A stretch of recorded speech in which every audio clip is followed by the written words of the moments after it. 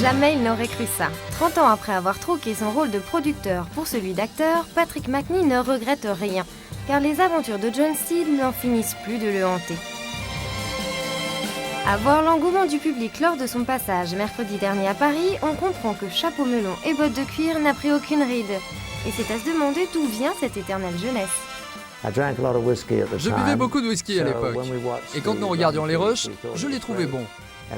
Mais quand on regardait vraiment la série, on trouvait ça épouvantable. Et je ne sais pas trop pour quelle raison extraordinaire la série a marché. Ensuite, nous avons une femme, Honor Blackman, elle était vraiment très douée, et c'est là que la série a vraiment décollé. Les débuts de cette série remontent au 7 janvier 1961, date de sa première diffusion. À l'époque, l'enregistrement n'étant pas au point, The Avengers se tournait en direct sur la chaîne britannique ITV. La télévision en direct, c'est terrible. On a toujours une peur bleue d'oublier ses répliques, et on ne travaille pas aussi bien que lorsque c'est enregistré.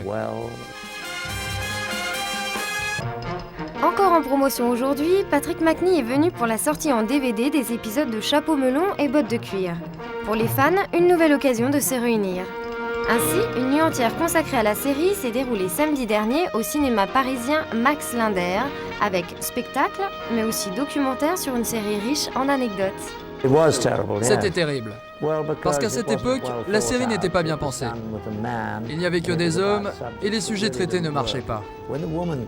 Quand les femmes sont arrivées dans la série, vous devez réaliser que dans les années 60, il n'y avait pas de femmes à la télévision. Elles commençaient à peine à s'exprimer et dévoiler leurs épaules, ce qui, forcément, était très attirant pour le public. Pour la série, ils ont trouvé Honor Blackman, qui était vraiment superbe. Puis Diana Rigg, qui était l'une des plus merveilleuses actrices que nous avions à cette époque, une célèbre comédienne de théâtre.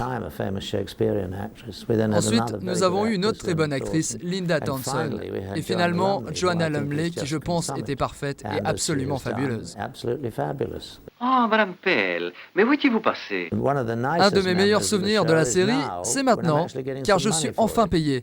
Il aura fallu 40 ans pour que je touche de l'argent, et c'est bien agréable ainsi. Après tant d'aventures parisiennes, Patrick Macnee a gardé du souffle pour clôturer sa journée par une prise d'empreinte dans un célèbre restaurant des Champs-Élysées. L'éternel gentleman sait plus que jamais apprécier certains instants. Ce que je fais maintenant, j'essaie de rester en vie. Que feriez-vous si vous aviez 78 ans et donc bientôt 80? Vous feriez ce que je fais, comme les chiens, vérifier que vos articulations fonctionnent bien. Un bon conseil. Conservez toujours votre chapeau melon sur la tête en période de danger.